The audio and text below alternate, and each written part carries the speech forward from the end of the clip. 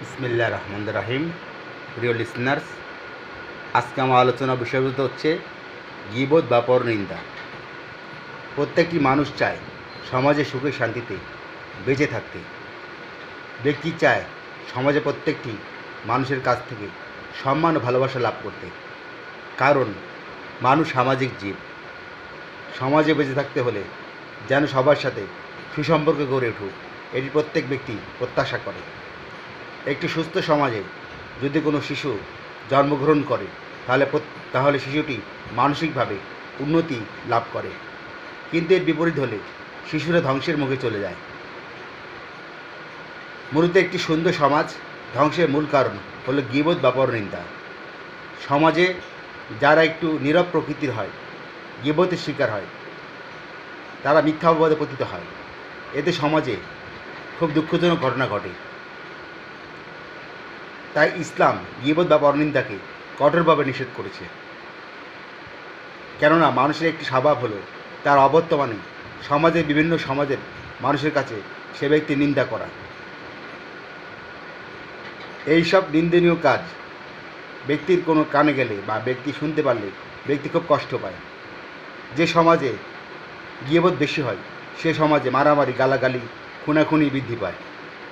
যে ব্যক্তির নামে গীবত করা হয়েছে তার সামাজিক মর্যাদা তার ব্যাপকভাবে আঘাত হেনে থাকে। তাই আল্লাহ তাআলা সূরা হুজুরাতে 52 আয়াতে বলেন, তোমরা একে অপরের গীবত করো না। তোমরা কি তোমাদের মৃত ভাইয়ের মাংস খেতে ভালোবাসো?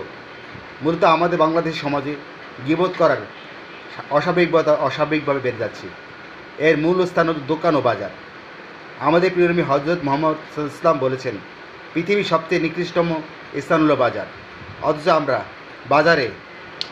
বাজারে বসে একে অপরের নিন্দা করছি, অশালীন ভাষায় কথা বলছি। অতিরিক্ত পরনিন্দা, গীবত আমাদের সে মতো শিক্ষিত মানুষদেরকে অসুস্থ করে তুলছে। বরং কোনো ভদ্র নম্র ব্যক্তি যদি জানতে পারে তাকে অশালীন বাক্য বলা হয়েছে, তাহলে সে মানসিকভাবে আঘাত পেয়ে থাকে। মূলত চায়ের দোকানে সর্বদা গীবত বা পরনিন্দা সমালোচনা লক্ষ্য করা যায়।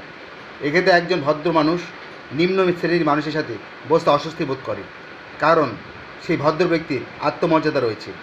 আল্লাহ তাআলা কোরআনে বলেছে, ধ্বংস তাদের জন্য যারা পেছনে নিন্দা করে। অর্থাৎ কোরআনের ভাষায় যারা গীবত বা পরনিন্দা করবে তারা ধ্বংস হয়ে যাবে।